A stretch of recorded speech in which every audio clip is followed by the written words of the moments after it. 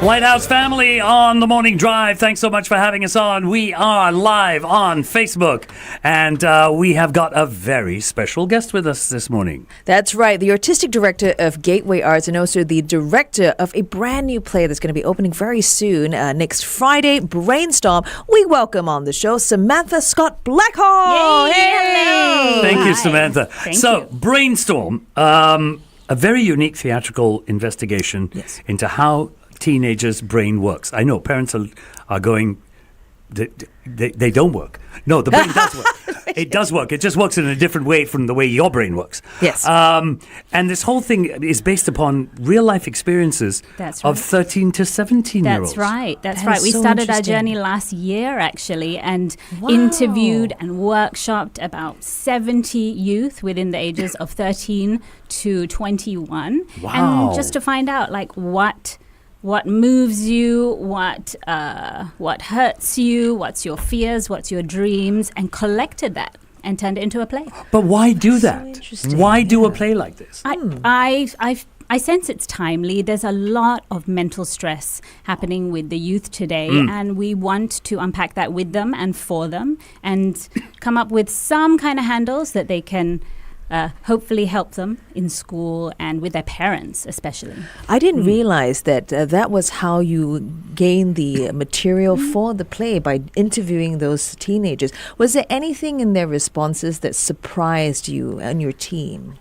There wasn't much that surprised me, but there was an overwhelming sense of pressure from adults and teachers to do well, do better, excel.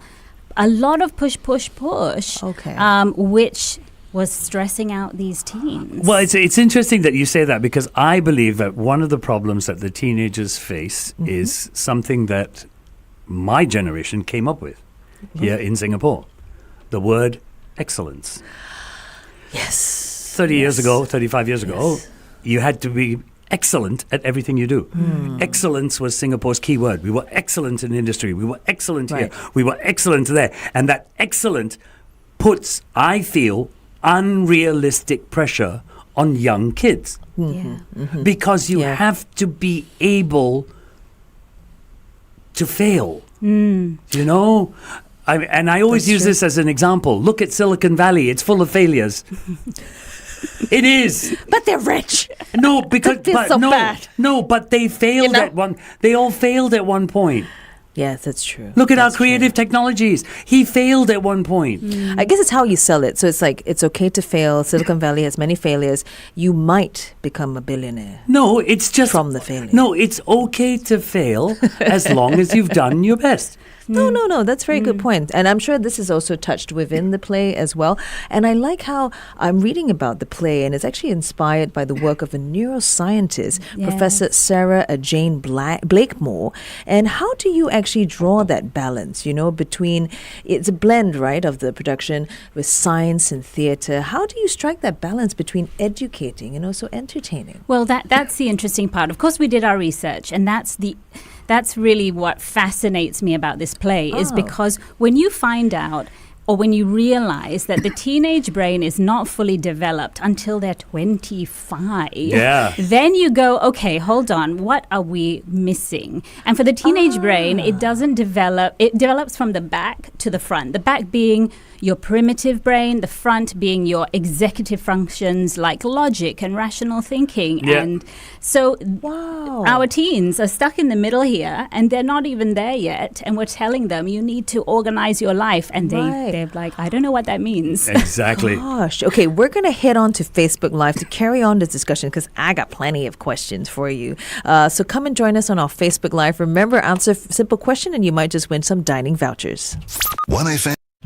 I'm interested to ask you, as a director, how you took a concept Yes. and turned it into something visual on stage.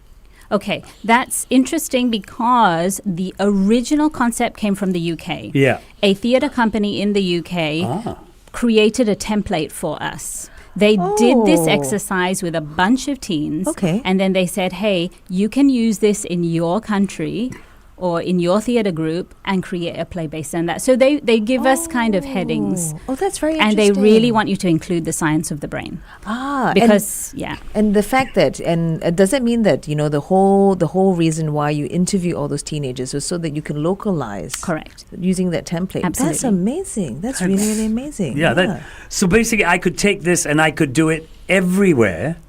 For example, if I took it to Japan, my results would be completely different. Yeah, the play would be different. That's interesting. If I took it to China, I would love to see this done in China and Japan. No, exactly. Oh my goodness, and it would be amazing. Yeah. That is I like this. And wow. in Singapore, I think this play, because I read the synopsis on it, and I'm definitely going to go and see it, because I believe children here have to live and work in a pressure cooker. Yes. It is a pressure cooker. Yes. So I really want to see how that works out. This whole thing about teenagers and the high pressure and the hyper-connected world that they live in, what does Brainstorm reveal about how they're coping with this or not coping with it? That's the thing. A lot of them are not coping with it. And what we need to do is extend some empathy and give them handles or give them communities where they can feel not alone. And I think that's what the play does. It reveals the deep, dark secrets that they hide from their parents and how they are themselves coping and often not coping. I think that's important, Okay, here's one. Either of you could answer this, or Samantha could. Oh. Why do kids hide things from their parents? Okay, my answer is, and we've heard this all, we listen but we don't judge. I think a lot of the time the judgment comes in first, or I'll interpret this for you, or I'm going to solve this for you. And all they want to do is talk. They just want to get it out of their system. And we're not giving kids space to share. So you're saying that it should just, based on what you found from the teenagers at the interview, would it just be best for parents to just go, do you want to talk about it? And what if they say, like, no, do we push for it? I don't, I'm not a child No, sorry, wrong expert. question, but I'm just very intrigued by this. What we found was we would ask a simple question to these teens. Yes. And then we let them say something, and then they would say something else, and then they spur each other on, and then they're chatting away. And, 30 minutes have passed, and we haven't said anything. And you're just eavesdropping. That's right. Basically. That's right. That's why you say it's important to give them the communities, right? Like a support group as well. Wow, why do they hide things from me? Why did I hide things from my mom? The reason why I do that, the reason why I ask that question is I didn't have that problem with my kids. What do you mean? Because from very young, my wife and I worked very hard to not only be parents but be friends. Right. What I discovered, and I don't know whether this is true, it may be just my kids. If parents develop a friendship with their friends, kids will not want to let down their friend. I can let down mum and dad a bit because they'll forgive me, their mum and dad. But my friend, that's different. I can lose that friendship. I don't want to lose that friendship. Interesting. That is very, very interesting indeed. It's quite interesting. It may have just been my kids, I'm not sure. What we discovered as well in learning about the brain science is that it's so important for teens to find that unique identity. And their friends pull them away from their parents and allow them to do that because you're just modeling, right? You're modeling off your parents. And then at some point you go, hold on, who am I? Who am I meant to be? And your friends become that mirror to maybe what's happening inside you. I see. That's interesting. It is. That's changing my perspective. Having said all that we've said, what would you tell parents? I'd say just listen. Yeah. Yeah. Okay. That's probably the best thing to do. And I think you also mentioned before with empathy, right? Yeah. With how can adults, from all that you've heard from teenagers, how can adults listen better, understand better? From all that you've heard? This is a difficult one, and I don't think we've completely worked it out. But I think the first step is to not come in with our own judgments, with our own predetermined answers. I think we like to anticipate because we're adults and we're using our prefrontal cortex and we're trying to strategically get there, but they're not there yet. Right, So right. kind of, go back a few steps and move with them. I think the fact that this whole play is also from the foundations of science, and how you mentioned about really scientifically how the teenage brain is. It's really fascinating. It's really changing the way. I feel like this play is giving so much to not just parents but also to the teenagers as well, to better understand each other, right? But I want to know this. In the play is about teenagers from 13 to 17 years old. What are the ages of your cast members? And, how is it like working with the cast, on this production to tell those stories of our local youth? Well, the cast do range from 19 years to 28 years, but they're doing a fabulous job of just channeling their energy and youth to put into these characters. And a lot of them are checking in with their own students about, hey, what word do I use for... There's a whole language, right? Yes. You have a whole language. Yes. Yeah. And I always get caught out because I'll say something like, skibbity or something, and they'll be like, no la, so cringe, don't say like that. So we don't know, but they know. They know. And I'm using them, I'm tapping on them. They're really giving me all the answers. That's to how to embody these teens on stage. So I think the cast is fully into their roles, eh? Yeah. Have you seen a transformation in your cast? Maybe not even as actors, but as young people, having done this, all the rehearsals and everything else. I think a lot of light bulbs have come on about their younger selves. So there were things that, because of the science, because we didn't know that the brain works in this way, they're all saying, gosh, that's why I was like that. And a lot of them are saying, I wish I had pursued football when I was younger, or I wish because a lot of it is because your brain is sprouting, right? You absorb everything, and that includes your passions. And if you don't pursue them, they get pruned away. Your brain goes, we don't have space for that, and they prune it away. Yeah. Wow, this is really, really interesting. Very interesting. Goodness. Very, very interesting. Yeah. So we're actually going to head back onto our live on air, and we'll share more about the play itself. It's truly fascinating. Come and join us on air. Ooh, Feels Like Heaven, a Fiction Factory, right here on The Morning Drive with the Flying Dutchman and Lavinia. Interesting. We had a comment on our Facebook about what I said. Oh. FD, I want to circle back to your comment on the word excellence. Excellence is not to be mistaken with perfection. In my opinion, being excellent is good, as it sets a direction.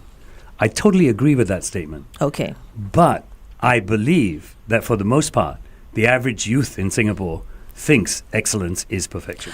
Yeah, I can see how, that sort of like, I agree with what he said, but I don't think the youth of it, I don't think the youth understand that. I think it's actually quite literally like parents are going like, what, you got 98 upon 100? Why not 100? Yeah. That's perfection, right? The pursuit of perfection, Absolutely. right? Absolutely. Okay. We were actually wondering, was there a moment in the rehearsal or like your performance that kind of moved you to tears or even changed your own understanding of today's youth?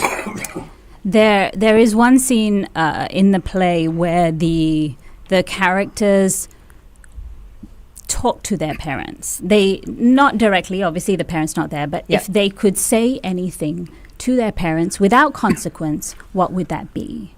And that to me is quite a moving moment. And they don't necessarily articulate themselves very well, but you can feel the emotions and how much they want to have this conversation.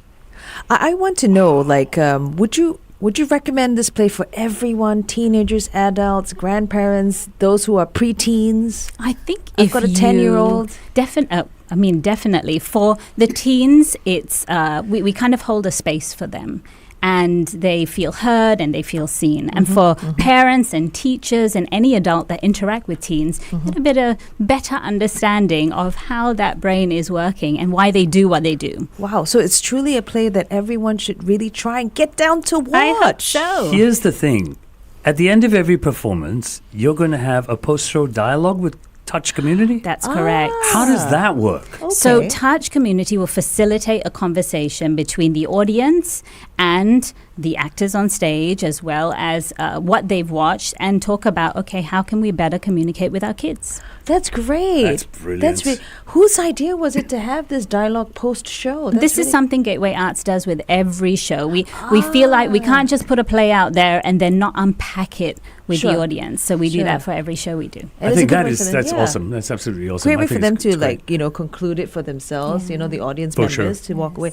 That's really great. It's really so awesome. it is playing at the Gateway Arts Black Box. This is over at Bukit Merah. Where can we get tickets? Tickets on Systic, and we're running a 10-10 sale at the moment. 10-10. Yes. Oh, yes, like it is that. 10-10. You're 20% right. off. Yes. So get your tickets between 8th and 12th of October, and you enjoy that discount. Okay, so great discount that you can also take advantage of. And remember, this play, it opens next Friday, the 16th of October, and it runs all the way for 2 weeks until the 26th of October. Anything else we should know about this play? Yeah. Come with an open mind and a big heart. I think so. Samantha, we've got a couple of questions for you. We do this with every guest that we have. We ask you a couple of questions and you just give us an answer. One thing you would tell your teenage self? The serious thing would be just pursue your passion because you get there in the end. The not so serious thing would be don't wear your contact lenses for the whole day. Oh, no! Your eyes will dry out and then you cannot wear contact lenses in the future. Yeah, there you go. Okay. Okay, now I'm a bit concerned about my contact lenses. Yeah. Okay. Next one. I think all three of us will try and complete this sentence. All right. Okay? What is it? We'll start with Samantha. Okay. Teenagers today are? Okay, I cheated because I've been thinking about That's what fine. teenagers want, fine. and you know what they are? Revolutionary. Revolutionary. Wow. Okay, I'm going to, based on what was shared today, teenagers today are misunderstood, I would say. Are misunderstood of their true potential. I would say teenagers today are confused. Okay. They're confused. Okay. They very much are. Interesting. Awesome stuff. Yes. Samantha, thank you so much for being with us on the show. It's been Thank absolutely you. awesome. Remember, we get the tickets at... Yes. Systic.com. Get your tickets for Brainstorm. Or you can even head over to the Gateway Arts website, which is over at gatewayarts, all in one word, .sg, and you can check out more. They've got a great trailer that you can catch about Brainstorm itself. Please go and watch it. I better book my tickets now. 10-10 sale, you Okay, know. book for me also, okay? 10-10. Okay. Remember that the play takes place at Gateway Arts Black Box at Bukit Merah. Thank you so much, Samantha. Thank you. FD and Lavinia on the morning drive.